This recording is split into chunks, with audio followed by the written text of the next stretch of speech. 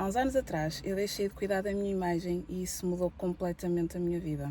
Eu não sei se já vos aconteceu, eu sei que é um clichê, mas há alturas na nossa vida em que a gente olha-se ao espelho e não se reconhece mais.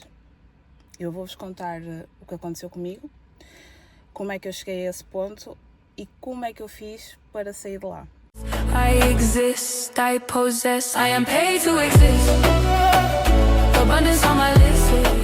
Para quem me segue no Instagram, houve uma vez que eu já partilhei sobre essa fase da minha vida, que foi aí que eu mudei a percepção que eu tinha em relação à imagem e à identidade. Ou seja, em 2024, eu estava a viver uma das melhores fases da minha vida. Eu estava grávida, descobri que estava grávida de trigêmeas e eu tive o privilégio de poder parar. Como era uma gravidez de alto risco, eu tive o privilégio de não fazer absolutamente nada. Então, no tempo que eu ficava em casa, o que eu comecei a fazer era aquilo que eu não fazia antes. Como eu andava sempre na correria, no modo de sobrevivência, eu não tinha tempo de olhar para dentro. E quando eu estava em casa, eu comecei a cuidar de mim.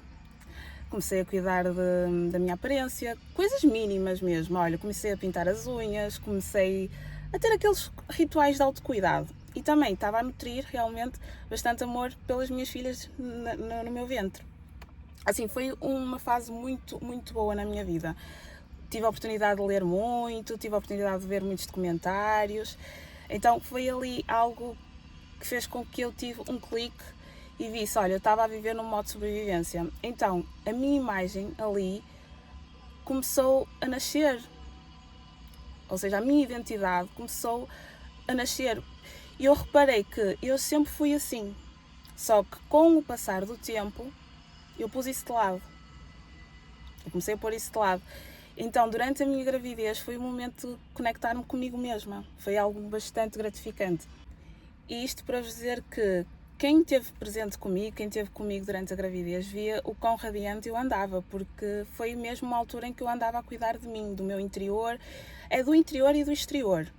Okay? Tem muito a ver realmente com a autoestima. Eu andava a cuidar muito de mim e das minhas filhas, ou seja, alimentava-me muito bem, estava a fazer assim tudo que eu pudesse fazer de bom, tanto para mim como para as minhas filhas. Estava realmente a nutrir-me. Só que, infelizmente, as coisas não correram como eu idealizei e em 2025 eu tive que me despedir das minhas filhas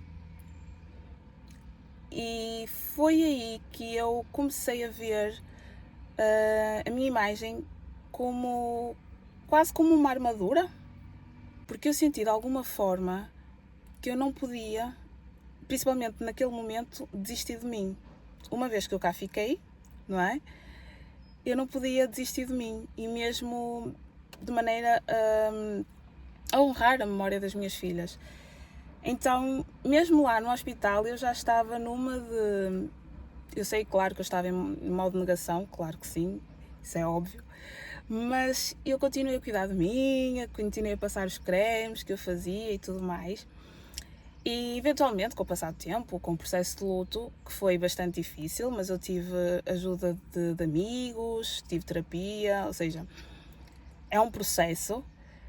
E eu reparei que passo melhor pelas situações quando eu estou bem com a minha imagem. E agora vou frisar aqui uma coisa que é: cuidar da imagem não é vaidade. Em exagero, pronto, é uma coisa, mas se não for em excesso, não é vaidade.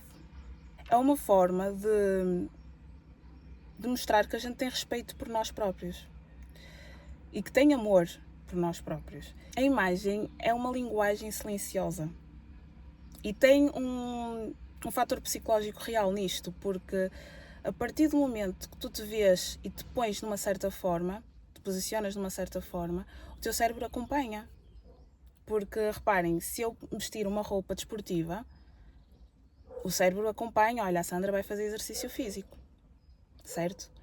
Uma mulher, por exemplo, quem gosta, quem se identifica, quando coloca um salto alto, sente-se mais poderosa e o cérebro acompanha, certo? Desculpem estar a olhar para aqui, porque eu estou-me a ver aqui no telemóvel e eu sei que tenho que olhar mais para a câmara, também é uma coisa que eu tenho que me habituar. Ou seja, não é magia, é coerência de verdade. E como eu disse há um bocado, nós passamos pelos desafios mais confiantes. Eu até vou-vos dar um exemplo. Quando eu não me arranjava, eu já me via como uma derrotada. Eu já me via assim como uma derrotada. Então, a partir do momento que aparecia um desafio, eu já pensava, fogo, não vou conseguir lidar com isto. Era assim que eu pensava. Agora, quando tu alinhas a tua imagem com a tua essência, tudo muda. Tudo muda. E é por isso que eu digo, quando eu me posiciono desta forma, eu tenho confiança para tomar certas decisões. E acreditem que este ano, a partir do momento que eu tomei uma nova postura de vida, eu tive que tomar bastantes decisões e decisões muito difíceis. Muito difíceis mesmo. E a partir do momento que eu estou confiante e eu própria me sinto confiante por dentro e por fora, isso reflete-se. Porque também não adianta, não vou agora estar a dizer que não adianta nós estarmos todas aprontadas e não temos confiança para tomar uma decisão, não é? Ou não temos coragem para dizer às vezes o que nós precisamos dizer. Isso às vezes não adianta e reflete-se. Isso consegue-se ver. Com isto, eu quero-vos dizer que dá para alinhar com aquilo que tu queres.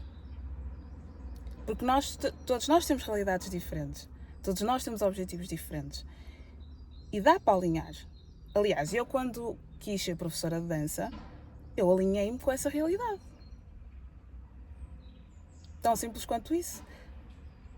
Se a pessoa quiser entrar no mundo espiritual, também vai se alinhar dessa forma.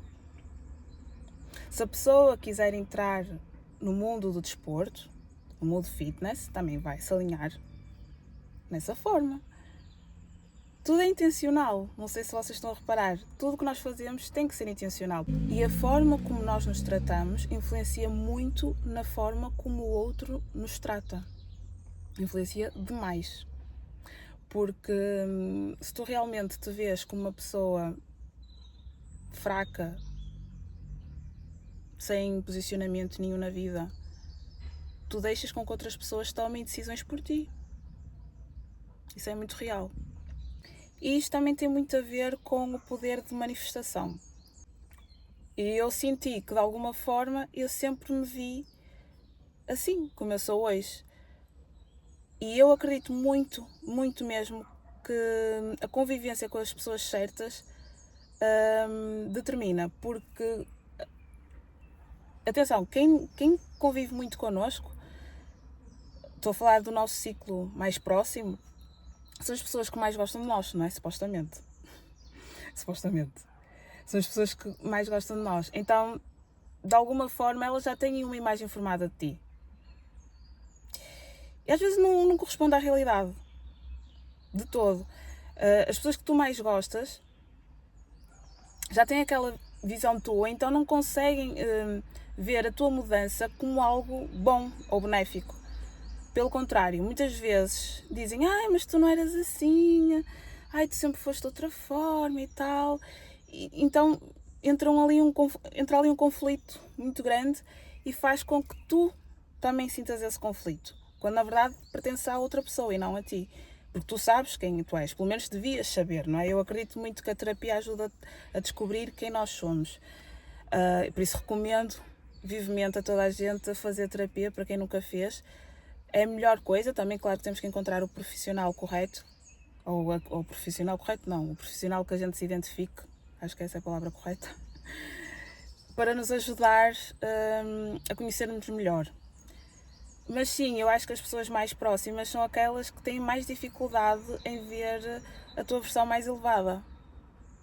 Por isso eu sinto que se um dia quiseres de facto evoluir na vida, tenha atenção às pessoas próximas com quem tu te dás, porque isso realmente determina muito. Bom, dito tudo isto, não é sobre ser perfeita, nem andar ali sempre na régua, como se costuma dizer, mas tem a ver com mostrares ao mundo quem tu és verdadeiramente, mas de forma intencional. Espero que tenham gostado. Finalizamos assim o meu primeiro vídeo, primeiro de muitos.